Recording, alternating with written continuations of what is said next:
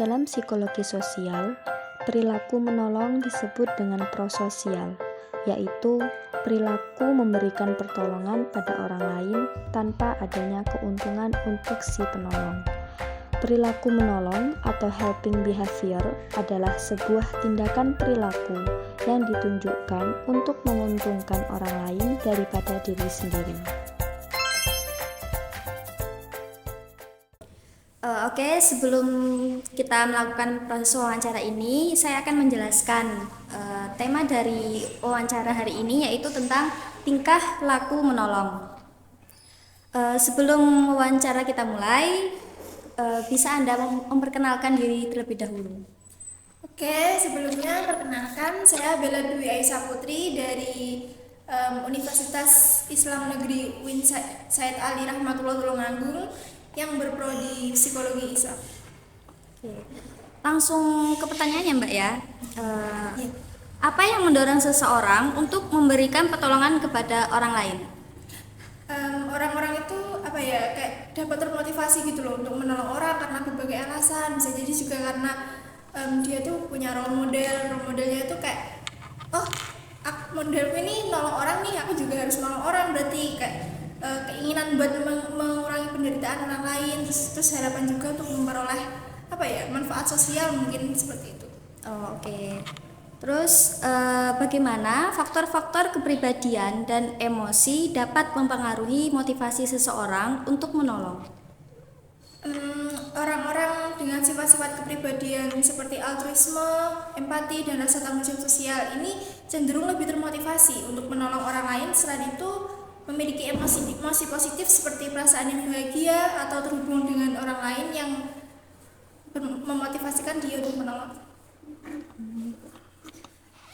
Apakah ada perbedaan motivasi antara menolong orang yang dikenal dan menolong orang asing? Menurut saya ada ya, karena perbedaan motivasi antara menolong orang yang dikenal atau enggak pun itu terdapat perbedaan. Kayak misal aku lebih cenderung menolong orang yang aku kenal, misal kayak temanku, keluargaku, atau siapa ya yang aku kenal yang punya emosional lah enaknya bicara. Sedangkan kalau untuk menolong orang asing itu kan kita punya rasa was-was ya, kayak misal nanti kalau gini-gini gimana gitu. Jadi gitu Mbak ya.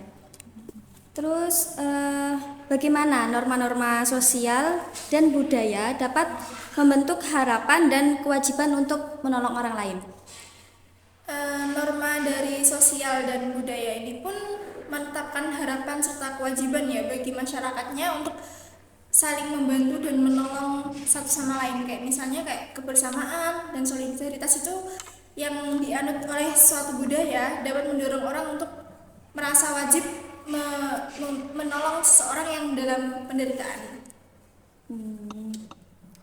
Oke, terus apakah terdapat perbedaan norma-norma menolong di berbagai budaya dan komunitas?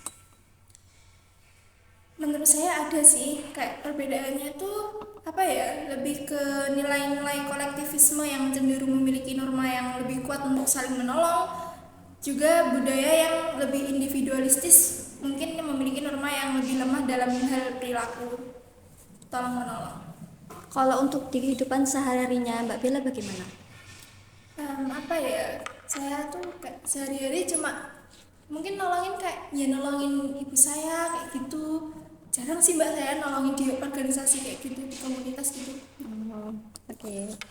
Kemudian dalam situasi apa saja orang cenderung untuk menolong dengan sukarela? Biasanya karena karena dia tuh udah merasa orang ini tuh kayak kasihan banget dia, aku tolong deh kayak gitu. Kayak dia tuh udah terlalu kasihan kepada si orang yang mengalami penderitaan itu. Juga kayak sebelumnya tuh mereka ada ikatan seperti mungkin teman atau keluarga yang lebih membutuhkan pertolongan. Jadi rasa empatinya yang kuat ya Mbak. Terus faktor-faktor apa saja yang dapat menyebabkan seseorang tidak mau menolong orang lain yang sedang dalam kesulitan?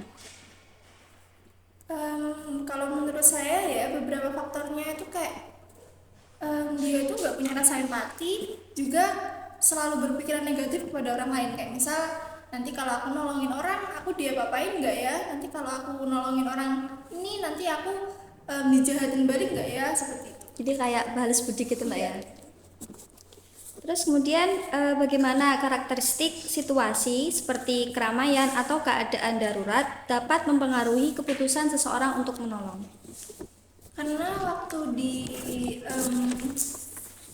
di keramaian itu ya Mbak ya, mungkin orang yang mau menolong itu jadi termotivasi karena keramaian itu sendiri. Kayak misalnya oh ada orang yang menolong, saya juga ikutan nolong deh, biar kayak biar kesannya tuh kayak biar nggak mikir macam-macam gitu loh, kayak nggak mikir kalau aku nanti dijahatin gitu, nggak. Jadi kayak dia juga termotivasi dari orang lain yang menolong tadi. Tapi kan biasanya kalau di jalan gitu Mbak ya, apalagi kayak kecelakaan gitu biasanya, kan orang itu cenderung lebih takut nggak sih? iya kan? sih Mbak. Takutnya kayak nanti dikira tuh dia pelakunya gitu kan. Mungkin kalau untuk kecelakaan di jalan kalau udah parah gitu ya bisa panggil ke yang bertugas sih, seperti kayak ambulan atau mungkin kayak mungkin lebih ke Langsung menghubungi pihak pihak yang kesehatan berwajib. gitu ya. Terus selanjutnya apa manfaat psikologis dan sosial yang dapat diperoleh oleh individu yang memberikan pertolongan? Manfaat ya Mbak, manfaat Iya, psikologisnya tuh mungkin seperti harga dirinya dia tuh lebih meningkat, terus juga kayak dia tuh puas batinnya kayak wah aku udah nolongin orang nih, siapa tahu kayak ada rasa senang tersendiri gitu loh. Terus juga kayak secara sosial tuh dia dapat pengakuan, terus juga dapat rasa terhubung sama orang yang ditolong tadi, serta meningkatkan solidaritas sama orang-orang sekitarnya. Kemudian bagaimana perilaku menolong dapat memberikan dampak positif bagi penerima bantuan? Seperti dampak positifnya itu bagi yang menerima penderitaan itu, kalau ditolong itu kayak dia lebih mungkin kita tuh lebih memberikan rasa aman kepada dia, karena kita tuh menolong dia tuh kayak membuktikan kalau dia tuh nggak sendirian gitu loh. Kita masih diperhatikan iya, ya, kita masih memperhatikan dia, terus juga kayak mengurangi penderitaannya dia. Mungkin dia bisa cerita-cerita gitu sama kita gitu, seperti itu. Terus untuk yang terakhir nih, apa kontribusi perilaku menolong terhadap kohesi dan kesejahteraan masyarakat secara keseluruhan? Perilaku menolong ini dapat meningkatkan kohesi dan kerjasama kesejahteraan masyarakat secara keseluruhan, karena dapat membangun rasa saling percaya, mungkin kayak mempererat ikatan sosial, juga menciptakan lingkungan yang lebih peduli lagi antar sesama gitu. Oke, terima kasih Mbak Bella.